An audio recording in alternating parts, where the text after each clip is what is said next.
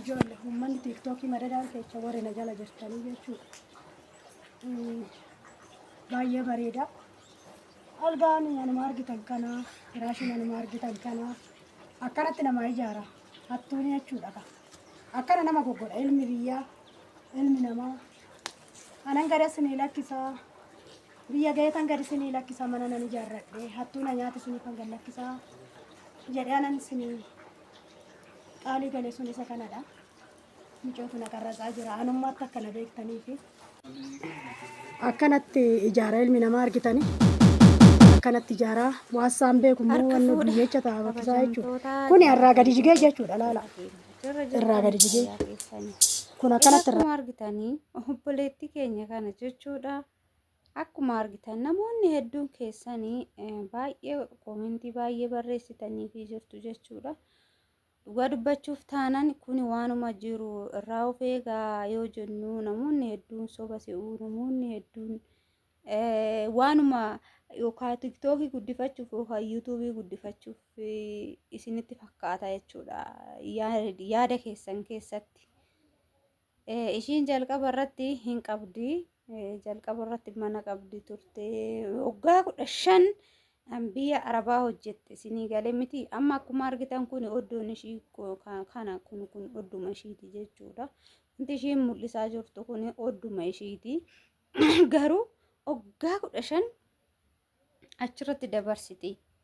Tarii ishiin waan ijoollee qabaatteef waan ijoollee qabaatteef ijoollee ishiitiif bootaa gochuuf san hunda teessee mana hagasii tana ijaarratte isinii galee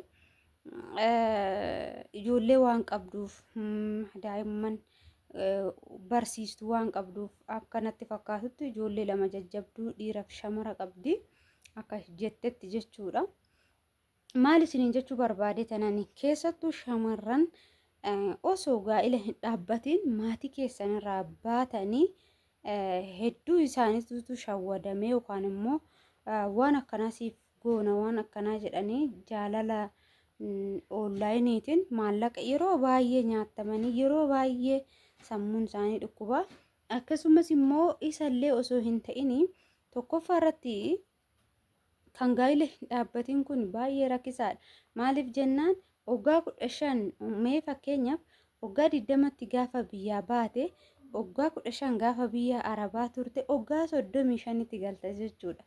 Gaafa sanii dargaggoonni biyya keessa jiranii haa ta'uti kan maallaqa kee fixe haa ta'uti maal jedhu seetan jaartii tun jaartiidha nuuf hin taatu anaaf hin taatu ani birruma ishiiti laalee tanani malee yookaan immoo maallaqa laalee maallaqa ishii laalee tanani malee naaf hin taatu ijoollee miti jedhee isin tuffachuu danda'a jechuudha. Maaliif jennaan yeroo ati biyyaa baatu hiriyaan kee fuudharra gahee fuudhee jira. Akkasuma hiriyaan tee heerumteerti. Ati garuu gaafa biyya namaatitti waggaa 15 ol gubattee achi gaafa as deebitu jaartiidha jedhamtee hamileen keessii cabu baay'ee ulfaatadha. Maallaqa keetitti namne bultiitti naftu jechuudha. Garuu immoo warra maatii qabaniif yookaan immoo warra daa'imman godhatanii biyya arabaa deemaniif gaariidhaan jedhaan. Maaliif jennaan dulloomanis jaartoomanis waan fe'anis ta'an isaan ilmoo isaaniitiif jiraatu. Ilmoo isaaniitiif aarsaa kaffalu. Borullee abbaan barbaadellee jaartiidhallee haa jedhu haa dhiisu. Waan ittiin jaartii jedhaman san ilmoo dura dahan waan qabaniif waan isaan jijjiiraniif waan isaan barsiisaa jiraniif omtuu ittiin dhaga'amu akka kiyyatti jechuudha. Waan fe'anillee hoo jedhan ijoollee guguddoo qabu jechuudha. Garuu gaafa osoo humaa hin godhatiin tidaarii osoo hin godhatiin ijoollee osoo hin godhatiin waggaa 15 umurii ofii fixanii gaafa galanii amileen namaa haala hin taaneen cabu baay'ee ulfaatadha jechuudha. Keessattuu maallaqa ofii dhabuun humna dadhabbii ofii dhabuun hedduu nama gaddisiisa jechuudha. Akkasumas waggaa 8 waggaa kana baay'ee hojjetanii warroonni akkasitti maallaqa isaanii dhabanii baay'ee ulfaatadha. Haa ta'utii garuu immoo namoota maatii isaanii maatii qabaatanii maatii guddifachuuf ijoollee ofii barsiifachuuf biyyaa deemanii rakkoon qabu. Garuu gaafa umurii kee guutuu achitti fixxee gaafa achis deebite maallaqa yoo qabaatte yookaan mana waan argitee waggaa 15 achi teesseefsa yoo qabaatte ati bu'aan kee isa laaluu qabaatte jecha namaati miti. Yeroo san immoo gaafa maallaqa kee jabduu taatee qabatte namoonnis akkasumatti namoonni gaariin namoonni jireenyaaf si barbaadan si bira dhufuu danda'u. Gaafa kaan immoo namootuma maallaqa kee barbaadantu si bira dhufaa jechuudha. Kanaafuu maal isiniin jechuu barbaade ta'ani walumaa galatti jechuudha. Walumaa galatti kan isin gorsuu barbaadu akka wallaalummaa kiyyaatitti baay'istanii hin shawwadamina. Namootuma barbaade haa ta'u haadha keessan abbaa keessan maan ta'an amantanii kana naa godhe. Har'a obboleettiin keenya kuni maallaqa waggaa tokkoo Dubaayitiin itti fixe jette jechuudha.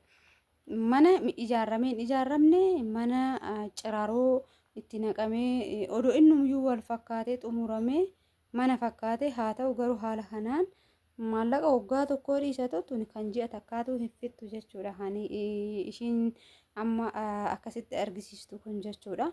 Barnoota guddaa isiniif haa ta'u isiniin jechaa jirti jechuudha. Obboleettiin keenya kun ni gahaa shamarran biyya Arabaa anumarraa nu eegalee anumarraa baradhaa jechaa jirti. Egaa walirraa mee haa barannu walirraa haa dhageenyu.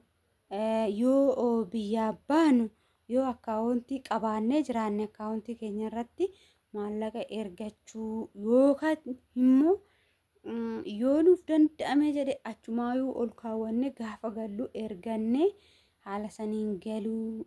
Yoo hin taane immoo maatumti keenya nu jalaa haa nyaatu maatiin haa nyaatuti nuyi harka qullaallee haa gallu maatiin keenya nuuf haa hojjetanii. Nama amanamaan hin jiru waan ta'eef adaraa maallaqa keessan irraa of eeggachaa isiniin jechuun jaaladha. Maaliif jennaan nuti kan biyyaa baaneef maallaqaa fi mana ijaarrachuu fi jireenya keenya jijjiiruu fi bakka kaleessa baane sanirraa hiixannee siiqnee guddannee argamuu fi jiraachuu fi kanaafuu immoo ofii keenya yaadnee rakkoon kun boru nurras ga'uu danda'a jettanii itti yaaddanii haala saniin akka guduunfattan yookaan immoo akka xiinxaltanii sammuu keessan keessatti yaaddanii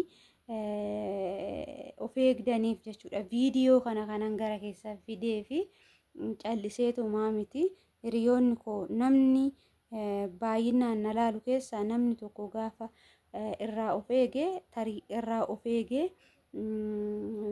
irraa baraaramuu danda'a jechuudha. Irraa fayyadamuu danda'a. Hordoftoota kiyya kan taatanii irraa fayyadamuu dandeessan jedhee tanan viidiyoo kana gama keessaa fide.